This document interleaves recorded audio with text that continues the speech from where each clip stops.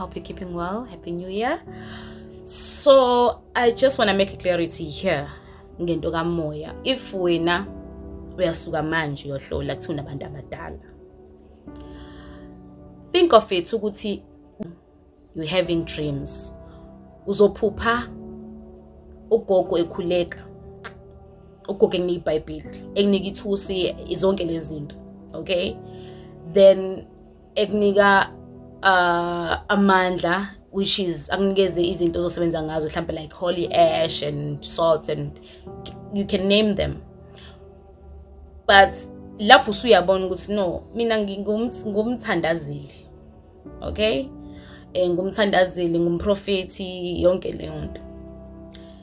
But wena utholakala kanjani ke manje usugqoke manje ibhayi, usuphatha ishoba, usuphatha amathambo, usesebenzisa impande, usugeza nangentelezi, and usenza zonke lezi zinto gogo engasebenzisi.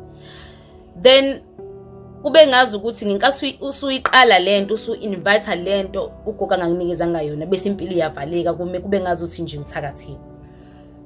Senza izinto esingatshelwanga zona. Yesu makhosi uthizweni wakuhlolela wathi unabantu abadala, Yesu wayiqinisile, but mhlamba kazange abe ne-clarity noma abe specific ukuthi njengoba unabantu abadala laba babohlobo luni kuwe, beza ngani kuwena. Ngiyabo, if uyisangoma, labo umuntu oyisangoma guys, akadingi nokuthi aphakanyiselwe ngempande. Umuntu oyisangoma idlozi liyayivukela kuyena ngqo, engazange ayandawo, abongezelwe, abonakale ukuthi lo muntu uyisangoma ehambela, uyisangoma ehambela namandla, aphila kuyena, ikuyena lento nje iyaphila kuyena lo muntu. And uzokutshela amaphupho akhe, uphupha inyoka, uphupha amabhayi, uphupha egqoke ibova, afaka izangoma, uphupha egida, akhupha igubhu, avuke ebusuku ebaleka. Sangoma leso, sangoma leso guys,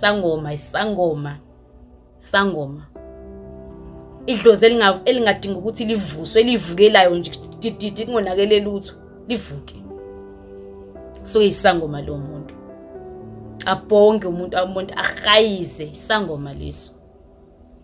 But ngicela nibhekisise leyo nto ukuze ungalahleki kamoya, ungabe ngazi ukuthi wena wavuma idlozi kwabamnyama yonke into, mhlawumbe walivuma wathatha ngenye indlela. No, yini wena oyiphuphayo, yini oyiphuphayo, musu uyishintsha ke.